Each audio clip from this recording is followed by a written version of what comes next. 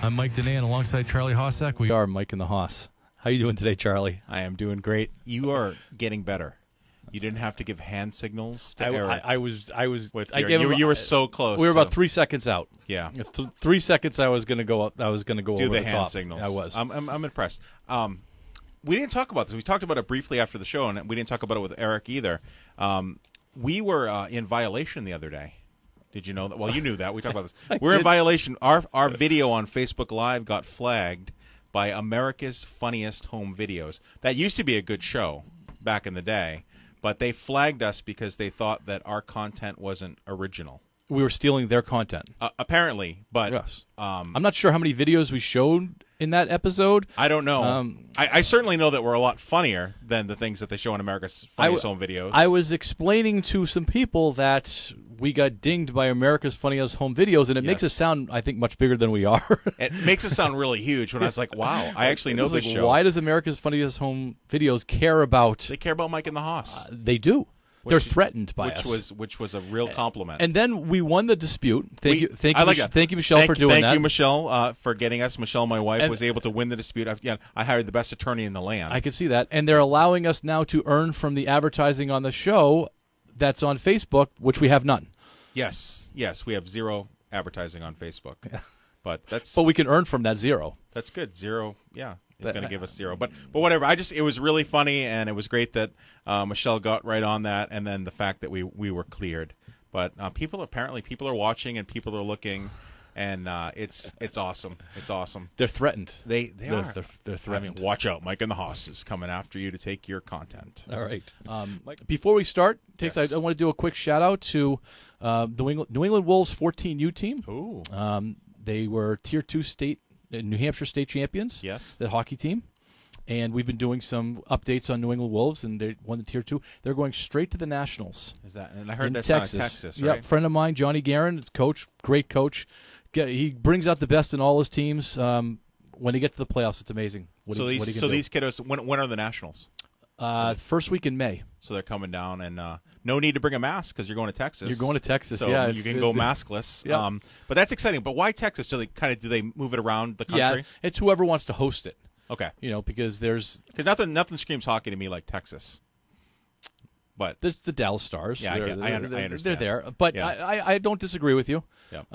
That's great though. Good teams in Florida. It's going to be a great opportunity for these kids. Yeah, and I was fortunate enough to play. Now you're going to give me a hard time, like a weird flex. Look at you. I'm ahead of you already. Yeah. So I played on a national team, midgets in Berlin. Okay. We Tell were the Nationals. Hold on. You're saying things that are crazy. Midgets. What's age for midgets? So there's Bantams are 14U, and then midgets generally ran from 15 to 17. Okay, and for those that don't know, 14U, that means 14 and under. Correct. Okay. That's Eric actually had a wonder about that. He did have a wonder about that. We just answered that wonder. Yep.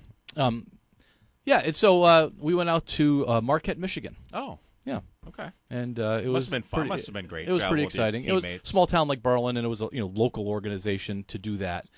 We took a bus. Really? And so you're coming from New Hampshire to Michigan? Coming from New Hampshire, went over the top into Canada, which was bizarre, going to the wastelands of Canada when you go out there, and all of the parents and all of the players on the same bus.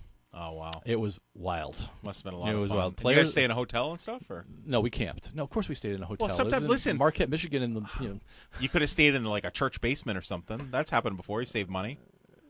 No, that's not how it works. I've done field trips back in the day. That's not how hockey works. Hockey's sorry. Generally, apparently hockey works. Everybody gets on the same bus. They do. Well, in Berlin you do. Yeah, and it was wild. So pretty much Berlin was empty when you guys were in Michigan. So we had a couple.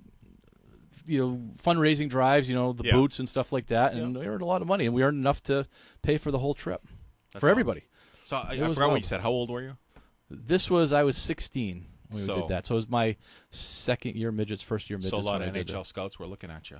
There were a lot of scouts out there. Yeah. There actually were. Really? Not necessarily looking at Berlin kids, but we played a team from Michigan who. So there's at the night before you had a banquet. A dinner and we came in with kind of our hunting jackets on. It was Berlin.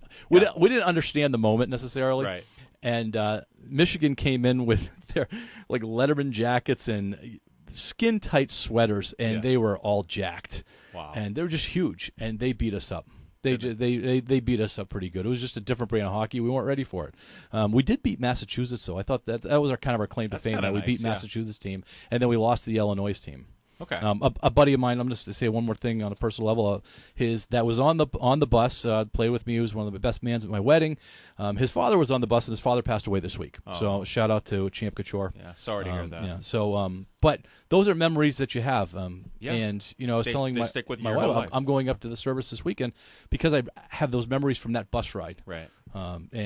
So these guys that are going to Texas, congratulations to the New England Wolves 14U team and Coach Guerin. I know you work incredibly hard to get them there, but you guys are going to have the time of your life. Great organization. Did any of the guys that you play with, any of them go on to play college hockey or anything like that? Not from that team. Okay. No, not. Well, that's cool. Not from that team. I don't think so. No. No. Good memories, though. Good memories. That's awesome. All right. Why don't you go ahead, lead right into your opening take? Well, I was gonna. I'll do mine pretty quick because I think your opening take is basically on behalf of every single New England Patriots fan out there. And maybe. Mine is I'm just tired of preseason. I think the preseason sports seasons are too long, and not just in baseball. Baseball's over the top. Baseball. You all right over there? Okay, your chair fell. My chair fell. Wow. That's because your microphone's too high. They even have a league. They call it a league, a grapefruit league and cactus league. Yeah, right. They play like 30 games. It's insane. Football, they play 4 preseason games, and they charge the season ticket holders for full price for those preseason but they're games. They're going to cut down and add a regular season game. Hopefully. But I get what you're saying. I mean, you're right. Hockey and basketball is a little bit less. They play in relative to their schedule. Right. It's a little bit. It's like 5 games, maybe 6 games. Yeah. Baseball's out of control with that. I kind of think you're right, but I'm going to disagree a little bit because preseason baseball, that really gives people that are living in Arizona and Florida and stuff an opportunity to get to see some baseball. And preseason, it's kind of special because you get to be up close and personal. You get to interact with the players. You get to Mike Trout says hi to you. Jackie Bradley's not going to say hi to you. Yeah, Mike Trout will be waving to me. JBJ would not look at me. Oh, there you go again. I just think it's get the season started. I think preseason is important.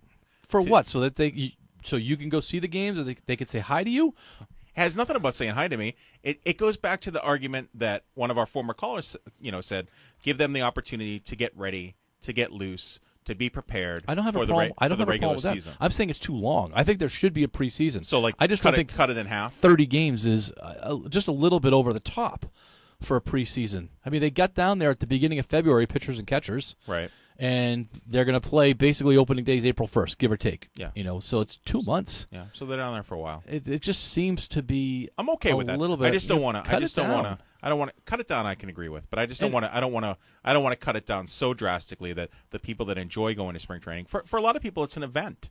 You get to go down. You spend a week in beautiful weather. You get to check out different teams. I mean, that's a lot of fun for people. And we haven't had a lot of fun in the past year. So I don't want you killing baseball that way. Okay. So do it for the people. Keep the season long. Do it for the people. Keep waving to me, Mike Trout. Keep it. Yes. I just think that it's too long. I understand that pitchers need to be ready and it's arm strength and all that kind of stuff. But if a pitcher's not ready, they don't have to be ready to throw 9 when they come out of preseason. Right. It's okay to ease into the schedule a little bit. Mike, you know as well as I do, most pitchers in the Major League Baseball don't pitch 9 anyway. Well, you know what I mean. I know what you're saying. Yeah. And it just seems to be drawn out. Yep. And I don't think it's necessary to draw it out as much as they do. I don't think they need 4 games of NFL football preseason. And I think the NFL players agree with you. So it's especially with a game that's so physical and. I mean, I would say down to 2. One game. I agree. One game for the guys that you think are going to be your players, yep. And then another game for the guys that you're trying out. You're trying to make the team. Yeah, practice squad. The 4th preseason game in football is literally a game between UPS drivers and post office workers. I know. I mean, it's insane that none of those guys are going to make it. Right. Some might get signed to a practice squad, but you're right. Maybe. That's basically the ultimate goal for that group. Yeah. And the fans, the season ticket holders, Brian Swinnerton, who's a season ticket holder, and I was fortunate enough to go down with him a couple times, full price. Yeah. To watch that. Yeah. Full price for the concessions, parking, everything. I gotcha. You got to go because. All right. You want me to leave? Or no, just do my take? You have to do your take because it's important. So, all right. So the Patriots, if you haven't heard, if you've been living under a rock today, the New England Patriots signed Cam Newton to a 1-year deal worth about $14 million. when this came across the wire, you had texted me. I just about threw up in my mouth. My phone blew up. Yeah, I'm disgusted by this. The Patriots, as you all know, were 7-9 last season. Let's quickly run through Cam Newton's stats because they're fantastic. Cam Newton threw 8 touchdown passes, 10 interceptions. He did rush for 592 yards with 12 TDs. The guy has difficulty throwing the ball. The guy has lost his shtick. He is no longer an NFL caliber quarterback. I'm not sure what the Patriots were thinking because currently there are some free agents on the market that they could have signed. And I put in the notes here today, I would take Ryan Fitzpatrick. I think Ryan Fitzpatrick right now is better than Cam Newton. And it frightens me now because everything else is off the table as far as signing a free agent. And the Patriots are going to have to go to the draft, and they're going to have to sign a quarterback and to figure out, who the future of this organization is. I don't know if they're going to get someone this draft that's going to be the future of New England, but it certainly isn't Cam Newton. Your thoughts? Well, I don't disagree with anything that you said, except that I do think I understand why they did it. Okay. Free agency starts next week. Right. They don't have a quarterback. No. It's going to be hard to convince a Galladay or Godwin just got franchised, but any kind of named receiver, named player to come when you don't have a quarterback. Right. The one thing that Cam Newton has is he got a little cachet in the league. Players like him. Yeah. He former MVP. He is a draw that players want to play with. Listen, I don't want him. I understand you want him. As Who, you though? If you're a stud receiver, you don't want Cam Newton throwing to you. He's not going to get the ball to you. Like what? I mean, he has this cachet. What? Because he looks good. He's fashionable. You're not going to be an all pro receiver and want to come to New England if Cam Newton's throwing you the ball. I mean, well, obviously Cam Newton's not the long term. I can't believe I'm sitting here defending this move on Cam Newton. I'm not defending this. I'm not defending this. I'm saying I understand the thinking, whether I agree with it or not, is that they have had somebody sitting in the seat to say, yes, we do actually have a quarterback, and it's not going to be Jarrett Stidham. I don't think Cam Newton is Plan A. By any means. I don't think they're done looking for quarterbacks. Right, so you think they're going to hopefully get a quarterback and Cam Newton will be Plan B. He'll be the backup. Yes. They don't have that much guaranteed in him. It's like, he's out of the $14 million, I want to say $8 million of it's incentive-based. Right, I get that. So they're not that locked into him. I just think they had to have somebody in the seat for when free agency starts. Because clearly Stidham is not in the seat. Well, no. He's not well-liked. No. I think this opens up the possibility of them drafting now with their first-round pick, right? Drafting a quarterback, and then this could be a situation where that quarterback seasons a little bit, and then maybe we see him in week 5, 6, 7, one of those types of things, and Cam Newton holds down the fort until then. So how does this help, and we'll go back to the whole Bill Belichick thing, how does this help Bill and his legacy? Because right now it doesn't look like the Patriots are, on paper, going to win more than 7 or 8 games this upcoming season. I don't have an answer to that. I don't have an answer to that. I the only thing I can feel and think is that this is not Plan A. Yeah. They just had to have somebody right. in the uniform that wasn't named Jarrett Stidham. Right. And at least with Cam Newton, he is liked in the NFL. He's liked. He is a veteran. And there are guys out there that would like to play with him. And I know I don't think that's the case with Ryan Fitzpatrick. I know I'm reaching for straws right now, but at least Cam Newton, now that he's signed, will have a full preseason, to kind of get the system, and maybe things will improve. I'm just worried about his throwing mechanics. We also got to remember, they liked him. No matter how bad we thought he was, yeah. And it's pretty much universal on the internet that this is just an awful move for the Patriots and everything. Fan. Right. Belichick liked him. And Belichick felt that if he worked with him, that he can get there. All right, when we come back, we have a guest. We do. Looking forward to it. Yep. Dr. Lovelace from Seacoast Spine and Sports Injuries Clinic is going to join us to talk about the Olympics. All right, we'll be right back. Mike and the Hoss. We have a guest, Charlie. Want to bring her in? We do. Dr. Lovelace, are you online with us? I'm here. Oh, awesome. Thank you so much for calling. We're so excited to speak with you today. Before we get started, though, I just want to congratulate you on becoming a United States citizen. It's awesome. Thank you very much. Yeah, which is exciting. So figured it's about time. Yeah, I know. That's what I've been saying all the time. It's about time. But you do have dual citizenship in Canada and the United States, and it's pretty awesome. We just wanted to, we obviously talked to you before at football games and things like that, but we just wanted you to tell us a little bit about your connection with the Olympics. Okay. Well, So to start with, I've known for a while that I'd be going to the Summer Olympics this coming summer in Tokyo with USA Cycling. I'm one of the team doctors for USA Cycling and travel pretty extensively with their BMX, Supercross, and freestyle teams. And when the Tokyo Olympics were coming up, they asked if I would be willing to accompany the team for that event, based on the fact that they're pretty high-risk events. And the U.S. Olympic Committee's medical delegation wasn't going to be able to have somebody to staff those two teams exclusively, and they really needed to have, some more concentrated attention on those two teams. And so that was in the works back in 2019 when we were getting ready for what was supposed to be Tokyo 2020. Of course, because of the COVID pandemic, Tokyo 2020 has been pushed back to 2021.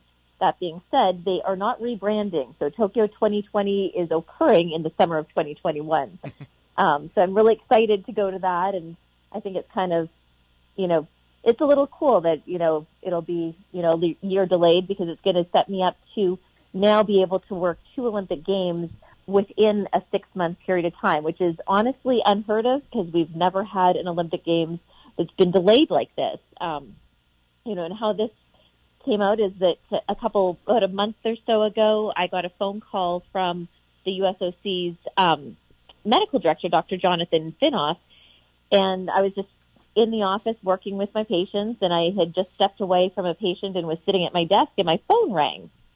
And I looked at the call, and it was a call coming in from Colorado Springs, which is where the main Olympic Training Center is located.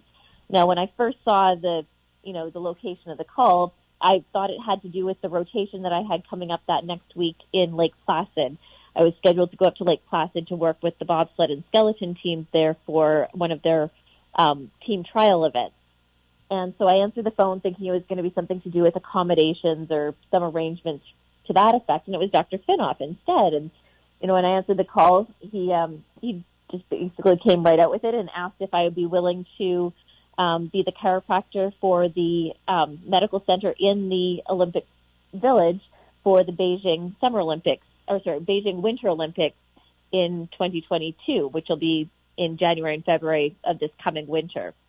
I didn't really delay very long before saying yes. I think I told him that yes, it was a big yes from me, and he kind of chuckled and said he'd put me down for a big yes, and here we are. So now I get to do a summer and Olympic Games back to back, all within a span of 6 months, which I'm pretty excited about and a little nervous about that amount of time, out of the country and everything that's going to be involved in holding an Olympic Games, while we're still dealing with, a COVID-19 pandemic. But the plans in place look pretty solid, and I'm pretty excited about it. That's awesome, Dr. Lovex. Congratulations. This is Mike here. In reading some of the literature on this, it's a volunteer position, and you're evaluated by the people that you work with, and that's how you elevate through this. Can you shed some light on that? Yeah, definitely. Everything we do with the Olympic teams is all volunteer on the medical side, other than a very small staff that basically coordinates all of the volunteers. So whether you're a chiropractor, a medical doctor, a physical therapist, an athletic trainer, they bring in a rotation of volunteers.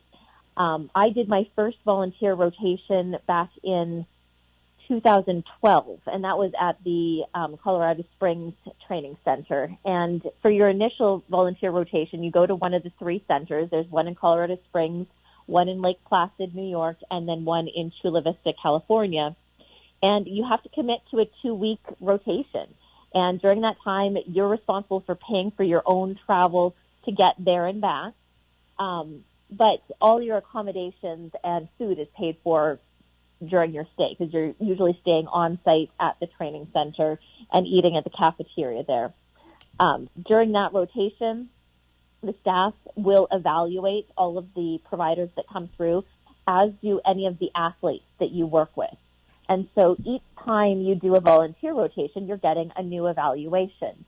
And then if you get invited to work at a World Championship or, World Cup or any other event outside of the training centers, then again, those teams that you're working with will do an evaluation. Any coaches that you're working with will evaluate you. And it's basically like a survey that gets sent out to them. I'm not sure if they use SurveyMonkey or what they use, but it's some sort of online survey that they all complete. And from what I understand, all of my reviews over the last, 9 years now, had all, I guess, no, was it 9 years? It's been, 9 years, have all been, pretty good and everything, which is why they kept inviting me back. Obviously, if your first couple of reviews aren't so good, you don't get invited for additional rotations.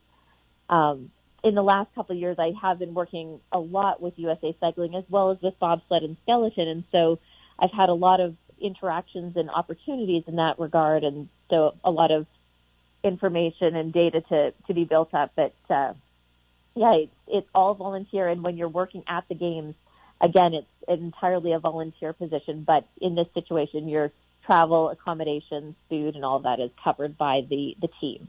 That's excellent. When you are over at the Olympics, do you have an opportunity to actually attend or watch events? Will you have any downtime, or are you go all the time? So it's a little bit of both. So when I'm there with cycling, I will have a little bit more downtime because I'm there primarily for BMX Supercross and freestyle. And so those events, the races themselves and the competitions only take place over like a couple days. But we do have training days before that leading up to it. And so there might be an opportunity for me to attend an event here or there. A lot of it depends on the location, though, because we only get so much free time. And it takes a lot of time to get around the venue because of all the security and everything. And so if there's an event that's close by that, works into my schedule, then I might be able to make it there.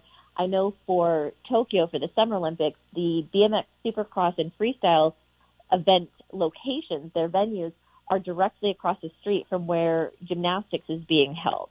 And so I definitely, if there's an opportunity for me to get across the street to watch one of the gymnastics competitions, I'd love to do that. But my first priority is to be there for my cycling athletes. Now, because of COVID, they might be streamlining their medical team, and I may also have to cover some of the other cycling disciplines. That hasn't been determined yet, but obviously, if that's the case, that'll cut the amount of my free time down quite a bit. When I'm there for the Beijing Winter Olympics, I'll be there in a different role, and so I'm there as the chiropractor for the Olympic Village for all of Team USA. And so there's a lot more athletes that I'm going to be responsible for.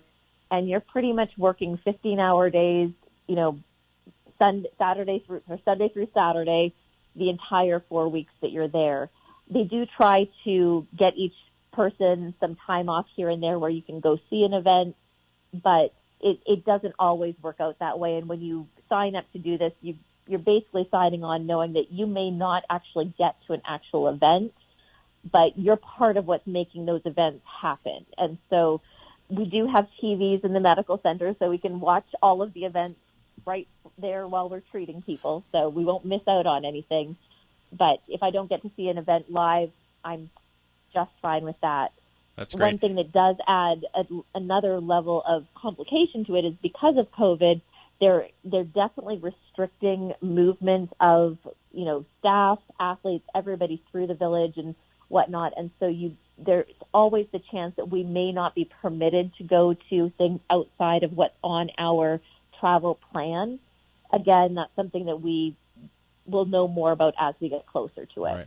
I wish you could see us because Mike has wanted to break in to ask all these questions, and you've actually answered all of his questions. You're a great interview because you just answer everything, which is great. Well, thank you. Just a couple more things. We all, and you know the guy too. Josh Spalding's going to be traveling over to the Olympics as well. What are the chances, and I've asked Josh this as well, what are the chances maybe you guys could get together and maybe take a selfie and send it to us? Do you think you'll have an opportunity to even see him? Well, I'm hoping so. It all depends. Like when I'm there for cycling in the summer, I guess it's going to depend if he's going to show up and watch one of the events for my team. And honestly, I think that's the event to watch. Like the BMX Supercross athletes and the freestyle athletes, the stuff they do is pretty cool. Like I honestly would never be able to do it myself because I have a solid sense of my own mortality. But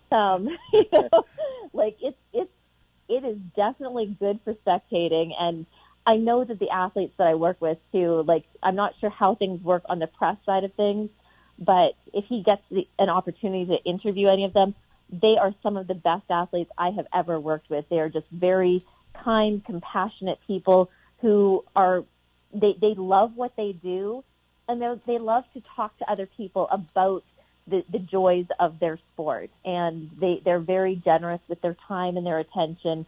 And I can only imagine that if he gets the opportunity to interview any of them, that it would probably be a really great interview. Well, we'll definitely encourage him to do that. Before we let you go, you don't have to be an Olympic athlete to be treated by you, because you get to treat me frequently, which is wonderful. So, how would people, if they want to get to meet you and be treated by you, can you tell us a little bit about your business and where to find you? Sure. Well, we have 3 offices in New Hampshire. We have one in Alton Bay, one in Portsmouth, and one in Hampton. All they have to do is just give us a call and schedule an appointment. We're very easy to schedule with. The staff we have at the front desk, makes it very easy for people to get in at a time that is convenient for their schedule. We're open Monday through Saturday, and we're always happy to meet with new patients. And then as far as me personally, I have no problem with people even stopping me around town and asking me questions if they have it. I definitely don't shy away from talking to people. Right on. Awesome. Dr. Lovelace, thank you so much for joining us and for answering all of our questions. You did a great job. Well, thank you. And best of luck, and we'll talk to you soon. Thanks so much. Sounds great. Have a great day. You too. Thank you. All right, bye-bye. Bye now. Yeah, so for the guys, that was Dr. Lovelace from Seacoast Spine and Sports Injuries Clinic. It'd be great. Give them a call. I go to the center down in Alton. Amazing. Not only is it chiropractor, there's a naturopathic doctor, physical therapy. Great place. That was really great. Yeah. We talked to Josh a lot, and Josh gives us the press side of things. Yeah. But that was interesting to hear the inner workings of the medical side of things and what goes on there. And I'm sure you read up some articles today too. Yes. On what she's doing, and it was good. It was very good and very informative. So thank you, Dr. Lovelace. How cool is that? I mean, this is big time. She lives in Alton. This is big time. We've got big time people surrounded by us. Yes. This is great. So thanks again, Dr. Lovelace. You're big time though. I don't know if I'm big time. I'm just a little time. Hey, when we come back, it's going to be trivia, baby. All right, Mike and Hoss. Before we do our trivia, yes, we've got a couple of announcements. Spring Sports registrations for Kingswood Spring Sports obviously is closing this Sunday. Yeah, March 14th. Yes, it's here. Yeah. It is here. It's March. I said it last time when you cut me off, so I'm not going to let you cut me off this time. Last week, March 14th. Don't forget, spring forward or move our clocks. Well, I thought we were going to do a little segment on that. Because, we're going to do a segment on that. You have some opinions on that. I have a lot of opinions on that, and that'll happen on Tuesday. If you're interested in talking about daylight savings, tune in on Tuesday. We're going to have to mold that into some sports conversation. How bet you we can? I'm sure we can. Yeah, absolutely. Middle school tryouts for spring sports is starting March 22nd. Yeah. High school is the 29th. Yes. First day of competition, April 12th, I believe. Okay. So that's a normal season. Yeah. That's it's a normal season. Spring. We just got to get a little more of the snow melted. It's getting there. We need a lot more of the snow melted. Yeah, I know. We need a lot more, but it's a month away. Yep. And I was talking with Carla last night that last year we were outside at this is when we went home and all that kind of stuff. And then the snow melted. We were hiking and doing things. March was nice. But a couple years ago, do you remember we were out on the fields during March? Yes, I do remember that. I do remember last spring, even though you were out hiking, there was a lot of rain. It rained for a while. Rain. I'm okay with some rain right now. I'm fine with rain. Yeah, rain doesn't bother me. No, rain is just liquid sunshine. Yeah, it worked out being home and the weather was okay, and I think it worked out for the kids too. I was kind of, before we do trivia, I was just thinking about this last night. Remember when we were doing we did our shows in the car, I was in my car in my driveway and all the remote stuff. Oh, that's right. It was just wild to think about that. It seems like so long ago, but I'm just glad we're back together in studio. It's nice being in your presence. I recycled my first lesson from remote, and I did it in school. Oh, really? A year ago, yeah. Oh, yeah. Yeah, it's been a full year. That's crazy. Yeah. All right, trivia. Are you ready for this? Sponsored by the Full Belly Deli. What do you win? You win a $20 gift certificate to the Full Belly Deli. All you have to do is call up 569-5253, give the correct answer, If it is the correct answer, we pass you on to Eric Scott, our station manager. Yes. He takes down your information. We contact Full Belly Deli. We give them your information, and all you have to do is go down there and you just get show certificate up waiting. It's there, $20. So you're going to call 569-5253. Okay. As we said, this trivia question is sponsored by the Full Belly Deli. I want to applaud your. Holy I want to applaud your question. I just think Oh. that this is a good question. This is like mine last week was a good question. This is a good question. Well, I appreciate that. It's not every week that you get a good question, but this is a good question. You like it? I do. All right. Am I okay to do it without being interrupted? So 569-5253. This trivia question is sponsored by the Full Belly Deli. As you heard in the last segment, Dr. Lovelace recently became a U.S. citizen. So congratulations, Dr. Lovelace. She proudly has dual citizenship in Canada and the United States. Canada has 2 national sports. Can you name them? The question is, once again, Canada has 2 national sports. Can you name them? Did you know this answer? Before. I knew one right away. Bingo bango. Yep. I knew that, right? But nope, I didn't know the other one. Eric and I actually answered the same thing. Yeah. And we were both wrong. Yeah. We had one right and the other Right. one was wrong. Yeah, it's not it's not bowling. It's not bowling. Yeah. No, it is not bowling. This is a legit question. I think this is pretty tough. It's a good one. It's You a know, good I one. think- So you can win $20 Full Belly Deli, 569-5253. Canada has 2 national sports. Can you name them? Give us a call. Let us know. And then we'll get you a gift certificate. While we wait for the phone to ring, I want to mention Cal Ripken signups are also going. Cal Yes. Ripken Baseball. Mm-hmm. That is kcrbl.com. Yep.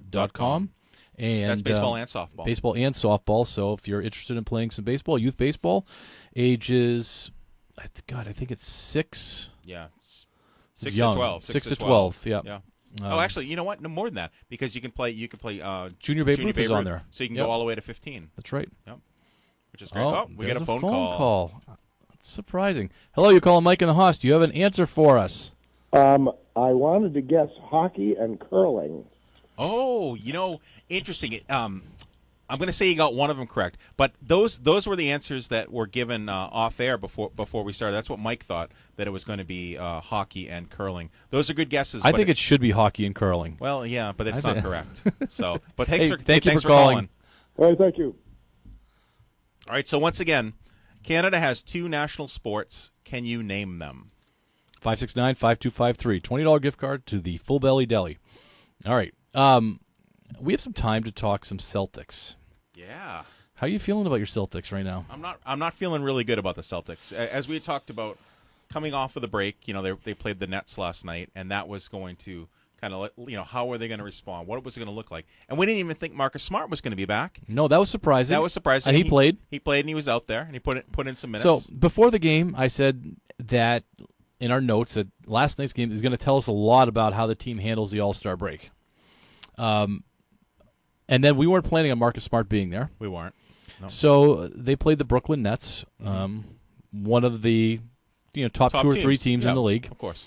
And it was a game. It wasn't a blowout. No, it was a game for a while. It was a game. But 3.5 quarters. Ended with about 10 points. Kyrie Irving went off. He got 40. Number 3 on our list. 2 on our list. He's number 2. He's number 2 David on our Price, list. Kyrie. Yeah. Antonio Brown. Yes. So he was legit. I wish he could have done that in a Celtics uniform. Yeah. But Jason Tatum was solid. I'd give him a solid. Everybody else was pretty much horrible. Yeah, Jaylen Brown didn't play very well at all. The bench averaged like minus 17 as far as their plus minus. Yeah. It was really dreadful. If you look at the box score, you're like, how is this even a game? Marcus Smart, I thought, had a great a great box score, a great stat line. Right. He was like 4 for 5, 8 for 9 for 3 throws. Yep. 2 for 3 from the threes. Exactly what we want. That's what we want. Yeah. He ended up getting 19 points, and I thought he was a factor out there. And he played great defense. So give him some props. Yeah. And I tweeted last night the roller coaster of Marcus Smart. Right. Because at the time when I tweeted that, he was about the same thing. It was about 4 for 5. He had pretty much done it. I thought for sure he was just going to start chucking up all night long, and it was going to be 4 for 16. But he didn't. So, do you think? Let me ask you about Marcus. Does he get it? Is this? I mean, one game is not anything to say. No, he got it. But do you think he's hearing? No, I don't. Coach Stevens? You don't have those comments that he's had. Yeah. And hear anything. Right. Now, the big picture is they lost to a Brooklyn Nets team that did not have their best player. Kevin Durant did not play, which seems to be the story of the Celtics right now. Whoever they play doesn't have their best player, right. And they're still not doing that great with them. The Nets have some pretty good players, though. They do, but they still don't have their best player. Right. And Kevin Durant is one of the top 3 players in the league. Mm-hmm. He's a dominant force, that one of those guys that you can't really guard. He's Jason Tatum, but significantly better. Much better. So, and they didn't have him. And so Kyrie took over the game. James Harden took over the game. Yeah. And you saw how 2 superstars can play with each other. Yeah. Jaylen Brown, horrible game. Yeah. I'm afraid that he got the all-star bug, that I'm a little bit better than we don't want that. The ego to talent ratio. It's interesting you said that, how well Harden and Kyrie Irving played, because we were, not worried because we're not Nets fans, but we were concerned that, if you have all these superstars on the team, how are they going to react? They looked great together last night. Those 2 look great. Have the 3 of them really played much together? Not a whole lot. My understanding is that when the 3 of them play, they're not great. The team's not great. When 2 of them play, they're really good. It works. And it's almost like 2 alphas is okay, 3 alphas is too many. Yeah. And that's 3 legit alphas. So the Celtics really needed Kevin Durant to play last night. Now, last night was the first night the Celtics had all 4 of their number ones in there. Studs. They had Kemba Walker, awful game. Tough. Jaylen Brown, awful game. Tough game. Yep. Marcus Smart, good game. Very good game. Jason Tatum, good game. Yeah. They just can't seem to get more than 2 guys going at once. Right. It's always just 2 guys good game, 1 or 2 guys bad game. Mm-hmm. It was just bad. They had an opportunity at the end of the third, early in the fourth quarter, to take control of that game, but then they start. Daniel Theus is chucking up threes. Yeah. Is he the guy that you want taking the threes? No. He was one of the only guys that was plus in the plus minus. I like that you called him Theus. All right. Daniel Tice. Tice, thank you. There you go. No worries. But I'm concerned. The concern that I have is that they can't finish. And this has been a concern, since earlier in the season. They can, like you said, they had an opportunity to take control of the game. They can't finish. Something terrible happens in the fourth quarter, and they fall apart. The defense. It's still 120 points against a Brooklyn Nets team that doesn't have their number 1 scorer. Right. It's 115 against a Toronto team that's basically playing their bench. Yeah. I thought that Brad Stevens had a defensive mindset. I thought they played both ends of the court. I think that's his plan. That's who he's I thought when Marcus Smart came back, it was going to shore up the defense. Yeah. Solidify that defense. And I'm sorry, the Celtics aren't going anywhere. We didn't see it last night. They're not going anywhere. They are worse than we thought they were going to be. Yeah, I agree. They seem to have some internal issues. I am now thinking it's time for Brad Stevens. They got to shake this thing up and stop talking about it. The guys that they're talking about bringing in a 5th or a 6th player. I know. They're always talking about, we got something in the mix. We're going to make this draft. We're going to make make this trade. We're going to make this move. But Danny doesn't want to give up any of his really, really important players. Right. And he's afraid to lose those trades. Yeah. But they need to lose a trade. They need to shake this up. I think that they could be better if they shook it up and just kind of rock the boat a little bit and see if they respond. Just make guys a little bit more uncomfortable. Mm-hmm. And right now, Brad Stevens is making everybody uncomfortable, making everybody comfortable. Everybody, yeah. They need like a Larry Brown to come in there or something like that, and a coach like that. They need like you were saying, your Bruce Cassidy. And when we talk about the Bruins in a few minutes, mention players. Let's one more time. I know that people know the answer to this. Canada has 2 national sports. This is not easy. Can you name them? Charlie, this is not easy. Every single person that has got this wrong. This is a legit difficult question. It is. But I want you to call in 569-5253. That's 569-5253. You're listening to Mike and the Hoss on WASR. But Canada has 2 national sports. Can you name them? Are we at a point where we're going to have to give one of them? I'm Googling it just to see. Yeah. Okay. Are we going to have to give one of them? Well, I think everybody knows. I think it's fair to give the one that's obvious. Everybody knows hockey is one of them. You need to find that other sport. Canada, we know it's hockey. We need to find what the other sport is. It's surprising. It is surprising. Yeah. It is surprising. And we given you it's not bowling. So it is not bowling, and it's not curling. Yeah, and it's not professional eating, hot dog eating. It's not that. No, it's not. Okay, Joey Chestnut is not part of this. That's not a sport. Oh boy. There's a phone call. Hello, you're calling Mike and the Hoss. Do you have an answer for us? I think so, yeah. What do you got?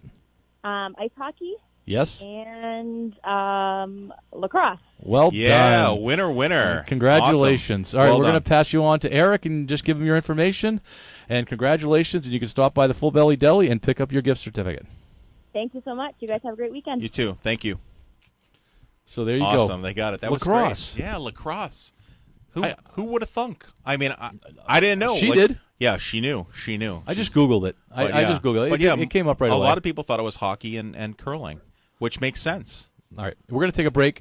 We're going to have some quick Bruins talk, and then we haven't even teased this yet, the Mount Rushmore of all time. All sports, all time. I absolutely can't wait. I don't think we could quite take a break yet because Eric's on the phone.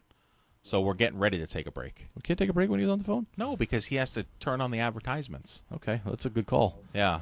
So so congratulations to our Full Belly Deli trivia winner. We've been on a pretty good run. Yeah. We've been getting some winners. Definitely. All right, Eric, we're ready for a break? Are you ready, Eric? I'm ready. All right, we'll be right back. Mike and the Hoss. Sure. All right, real quick Bruins moment. Earlier this week, they lost in a shootout to the Islanders. Islanders are one of the top teams in the league. And then last night, they blew out the Rangers. Yeah. They are down to 4th place in their division, 8th place in the East. That's not good. No, it's not good at all. I mean, it was just a couple weeks ago where they were riding high and they were in first place and everything. Best team in the NHL a few weeks ago. Last night, Krejci and DeBrus scored, and this was the first 5-on-5 goal of the year for that second line. Right. All of their scoring has been coming from Power the first play, line. right. At the beginning of the year, we talked about they're getting some balanced scoring. They're getting a little bit of deeper scoring. Well, that came from the third line, not the second line. Right. And then it shut off. They are a one-line team, and they've been a one-line team for a few years now. What do you like about DeBrus, though, coming back? He responded to being benched. He did respond. Yeah, he did respond, and he played aggressive, and he played well. We'll see what he does tomorrow night. Right. It's Marchand's out tomorrow night, so I think he's just a scheduled day off. I believe that's how Just a that's rest working. day, yeah. I think so. But do you think? We'll see. I guess I know we get a lot to talk about, but do you need to bench a player to get them to respond? I think it depends what kind of coach you are. Yeah. And it seems that Cassidy can do it. Yeah, it worked. Seemed to work last night. And he's done it before with other guys, and he seems to have that balance where he calls players out. They're respecting him. They listen to him.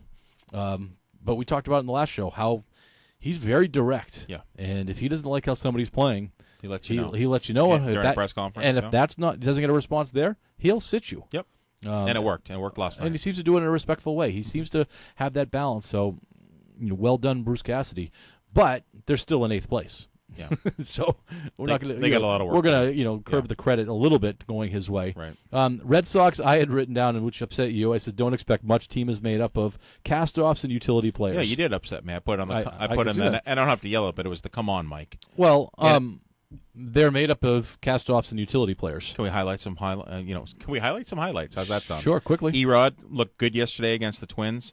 Flashes of 2019. Yeah. Marwin Gonzalez. Wait, go back to. So you trust Erod? He's going to last the whole year? I think Erod's going to be opening day starter. I didn't ask about the opening day starter. Is he going to be a starter in June? That's what my question would be. Time will tell. Okay. Marwin Gonzalez, he hit home runs from both sides of the plate yesterday. Utility. And even stole a base. Utility. Could he be the next 40-40 guy? Utility. Okay. Matt Barnes, he's been solid in relief this whole spring training. Love those middle relievers. We can build a team around them. How about Kiki Hernandez? Utility. Playing well. Utility. Potential to be the leadoff man. Utility. So I just kind of did a little research as far as what the Red Sox starting lineup is going to look like. Yep. So you're going to have Alex Verdugo. You're going to have Xander Bogaerts, Rafael Devers, J.D. Martinez, Christian Vasquez, Hunter Renfroe, Franchi Cordero, Bobby Dahlbeck, and Kiki Hernandez. Okay. So, there's some names that we know out there. We don't have to be super down on the Red Sox. We can be super down on the Red Sox. I don't need to be. I think the Red Sox are going to be better than you think. How many wins? Right now, how many wins? 85.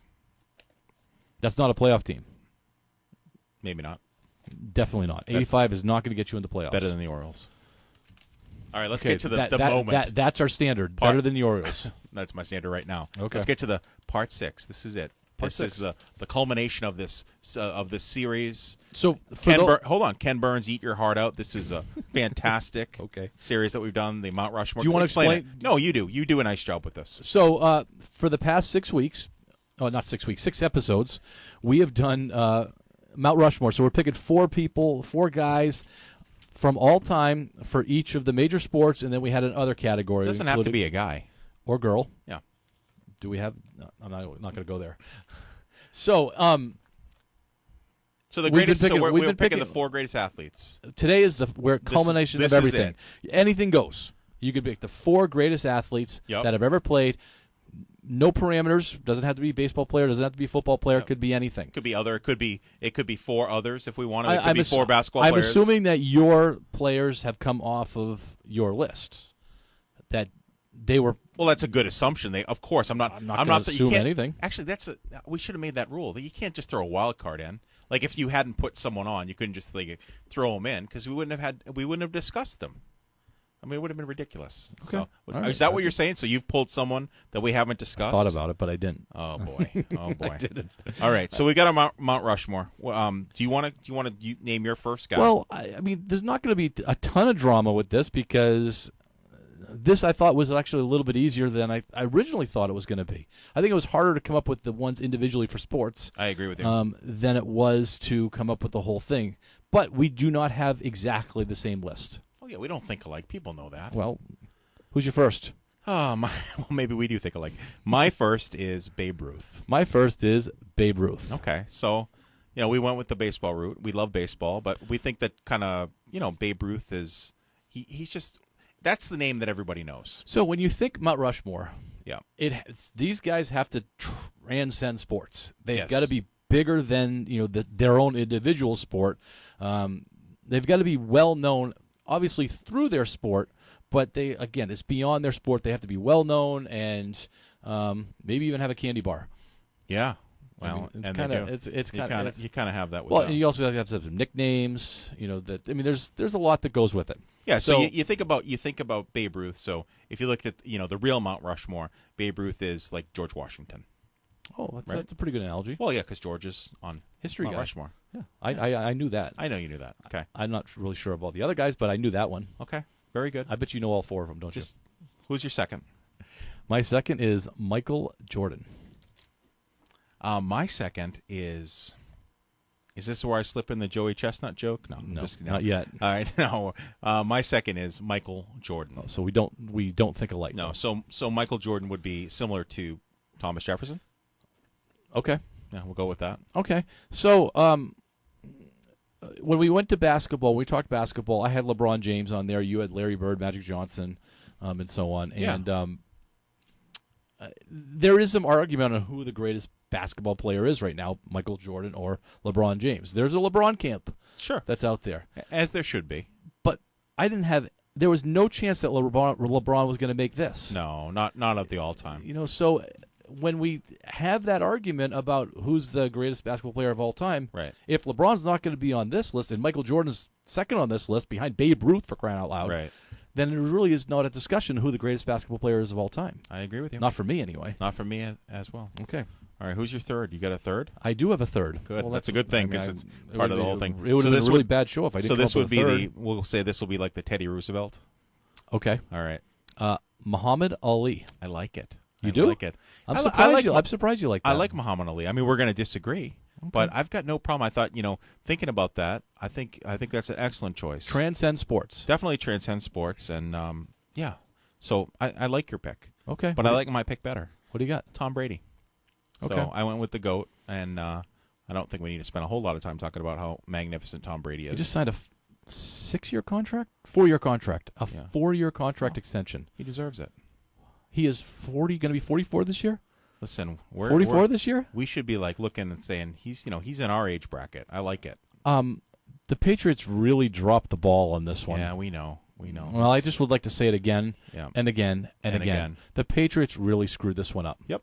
I mean, he is not on the downside of his career. He just won a Super Bowl. He's not falling off a cliff. He's got a lot of fire. Now, would that have happened in New England? I don't know, because they're spending money down in Tampa. They're basically telling, what do you want? Right. We'll grab guys out of the parking lot to play defense. We'll just give you anything you want on offense. Yeah. OBJ, Beckham's going to be going down there. Yeah. He's just they're gonna score 50 points a game, and as long as the defense can hold the other team to 49. Their offense is staying together. Mike Evans is staying. Yeah. Godwin, I told you, they franchised him, and they're talking about getting OBJ down there. It's gonna be pretty awesome. It's for Tampa amazing. Bay. It's amazing. Oh, you know what? Tampa Bay's coming to New England. I know.